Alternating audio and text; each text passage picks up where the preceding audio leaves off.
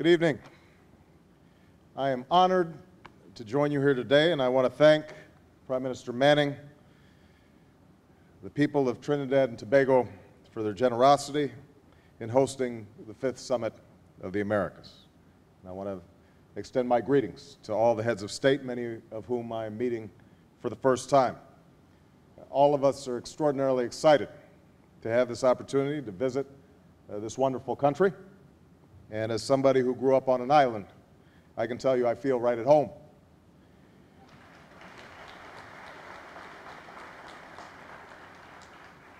It's appropriate and important that we hold this summit in the Caribbean. The energy, the dynamism, the diversity of the Caribbean people inspires us all, and are such an important part of what we share in common as a hemisphere. I think everybody recognizes that we come together at a critical moment for the people of the Americas. Our well-being has been set back by a historic economic crisis. Our safety is endangered by a broad range of threats. But this peril can be eclipsed by the promise of a new prosperity and personal security and the protection of liberty and justice for all the people of our hemisphere. That's the future that we can build together, but only if we move forward with a new sense of partnership. All of us must now renew the common stake that we have in one another. I know that promises of partnership have gone unfulfilled in the past, and the trust has to be earned over time. While the United States has done much to promote peace and prosperity in the hemisphere, we have at times been disengaged, and at times we've sought to dictate our terms. But I pledge to you that we seek an equal partnership. There's no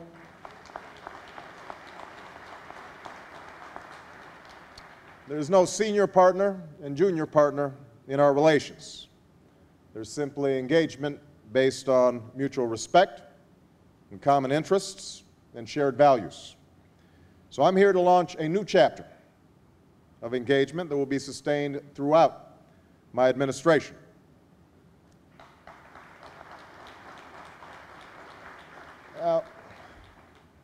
To move forward, we cannot let ourselves be prisoners of past disagreements. I'm very grateful that President Ortega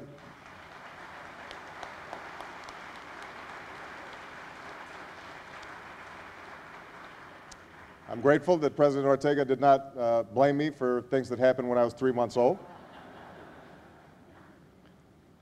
Too often, an opportunity to build a fresh partnership of the Americas has been undermined by stale debates. And we've heard all these arguments before. These debates that would have us make a false choice between rigid state-run economies or unbridled and unregulated capitalism, between blame for right-wing paramilitaries or left-wing insurgents, between sticking to inflexible policies with regard to Cuba or denying the full human rights that are owed to the Cuban people. Now, I didn't come here to debate the past. I came here to deal with the future.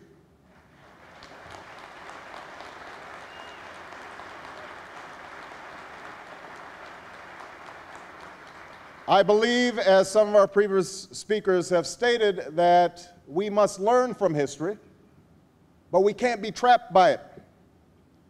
As neighbors, we have a responsibility to each other and to our citizens. And by working together, we can take important steps forward to advance prosperity and security and liberty. That is the 21st century agenda that we come together to enact. That's the new direction that we can pursue. Before we move forward for our shared discussions over this weekend, I'd like to put forward several areas where the United States is committed already to strengthening collective action on behalf of our shared goals. First, we must come together on behalf of our common prosperity. That's what we've already begun to do. Our unprecedented actions to stimulate growth and restart the flow of credit will help create jobs and prosperity within our borders and within yours. We joined with our G20 partners to set aside over $1 trillion for countries going through difficult times, recognizing that we have to provide assistance to those countries that are most vulnerable. We will work with you to ensure that the Inter-American Development Bank can take the necessary steps to increase its current levels of lending and to carefully study the needs for recapitalization in the future. And we recognize that we have a special responsibility as one of the world's financial centers to work with partners around the globe to reform a failed regulatory system so that we can prevent the kinds of financial abuses that led to this current crisis from ever happening again and achieve an economic expansion not just in the United States but all across the hemisphere that is built not on bubbles but on sustainable economic growth. We're also committed to combating inequality and creating prosperity from the bottom up.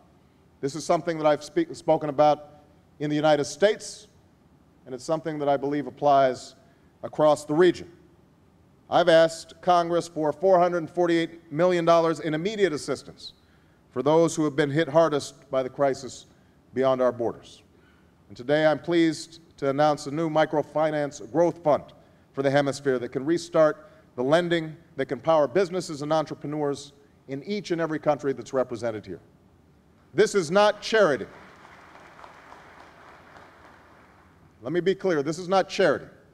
Together, we can create a broader foundation of prosperity that builds new markets and powers new growth for all peoples in the hemisphere because our economies are intertwined. Next, we can strengthen the foundation of our prosperity and our security and our environment through a new partnership on energy. Our hemisphere is blessed with bountiful resources, and we are all endangered by climate change. Now we must come together to find new ways to produce and use energy so that we can create jobs and protect our planet. So today I'm proposing the creation of a new energy and climate partnership of the Americas that can forge progress to a more secure and sustainable future. It's a partnership that will harness the vision and determination of countries like Mexico and Brazil that have already done outstanding work in this area to promote renewable energy and reduce greenhouse gas emissions. Now, each country will bring its own unique resources and needs, so we will ensure that each country can maximize its strengths as we promote efficiency and improve our infrastructure, share technologies, support investments in renewable sources of energy.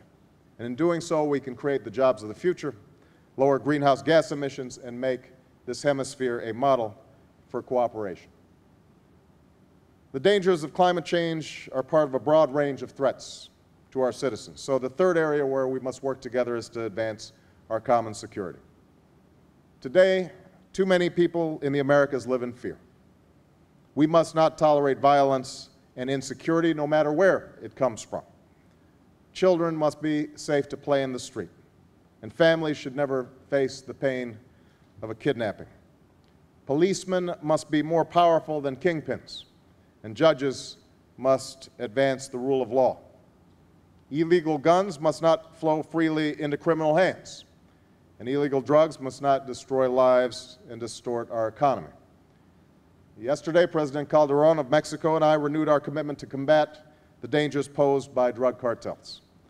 Today, I want to announce a new initiative to invest $30 million to strengthen cooperation on security in the Caribbean.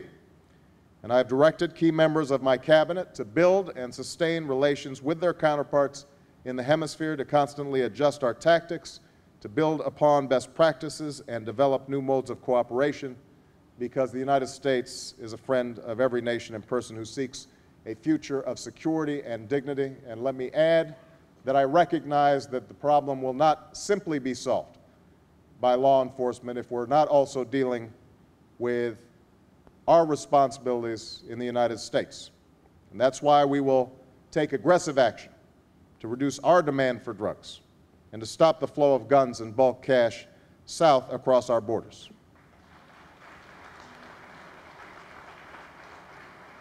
And that's why I'm making it a priority to ratify the Illicit Trafficking and Firearms Convention as another tool that we can use to prevent this from happening. And I also am mindful of the statement that's been made earlier, that unless we provide opportunity for an education and for jobs and a career for the young people in the region, then too many will end up being attracted to the drug trade. And so we cannot separate out dealing with the drug issue on the interdiction side and the law enforcement side from the need for critical development in our communities. Finally, we know that true security only comes with liberty and justice. Those are bedrock values of the Inter-American Charter. Generations of our people have worked and fought and sacrificed for them, and it is our responsibility to advance them in our time. So together, we have to stand up against any force that separates any of our people from that story of liberty, whether it's crushing poverty or corrosive corruption, social exclusion, or persistent racism or discrimination. Here in this room and on this dais, we see the diversity of the Americas. Every one of our nations has a right to follow its own path. But we all have a responsibility to see that the people of the Americans have the ability to pursue their own dreams in democratic societies.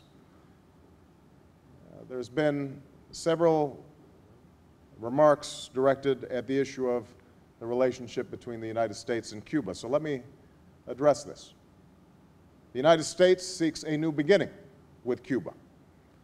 I know there's a longer journey that must be traveled to overcome decades of mistrust. But there are critical steps we can take toward a new day. I've already changed a Cuba policy that I believe has failed to advance liberty or opportunity for the Cuban people. We will now allow Cuban Americans to visit the islands whenever they choose and provide resources to their families, the same way that so many people in my country send money back to their families in your countries to pay for everyday needs. Over the past 2 years, I've indicated, and I repeat today, that I'm prepared to have my administration engage with the Cuban government on a wide range of issues, from drugs, migration, and economic issues, to human rights, free speech, and democratic reform. Now, let me be clear, I'm not interested in talking just for the sake of talking, but I do believe that we can move U.S.-Cuban relations in a new direction. As has already been noted, and I think my presence here indicates, the United States has changed over time. It has not always been easy, but it has changed. And so I think it's important to remind my fellow leaders that it's not just the United States that has to change. All of us have responsibilities to look towards the future. I think it's important to recognize, given historic suspicions, that the United States policy should not be interference in other countries, but that also means that we can't blame the United States for every problem that arises in the hemisphere. That's part of the bargain. That's part of the change that has to take place. That's the old way, and we need a new way. The United States will be willing to acknowledge past errors where those errors have been made. We will be partners in helping to alleviate poverty, but the American people have to get some positive reinforcement if they are to be engaged in the efforts to lift other countries out of the poverty that they're experiencing. Every nation has been on its own journey. Here in Trinidad and Tobago, we must respect those differences while celebrating those things that we share in common. Our nations were all colonized by empires and achieved our own liberation. Our people reflect the extraordinary diversity of human beings, and our shared values reflect a common humanity.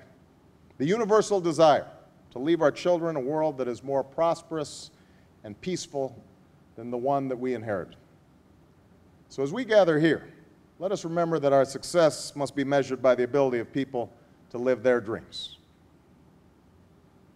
That's a goal that cannot be encompassed with any one policy or communique. It's not a matter of abstractions or ideological debates. It's a question of whether or not we are, in a concrete way, making the lives of our citizens better. It's reflected in the hopes of our children, in the strength of our democratic institutions, and our faith in the future. It will take time. Nothing is going to happen overnight. But I pledge to you that the United States will be there as a friend and a partner, because our futures are inextricably bound to the future of the people of the entire hemisphere. And we are committed to shaping that future through engagement that is strong and sustained, that is meaningful, that is successful, and that is based on mutual respect and equality. Thank you very much.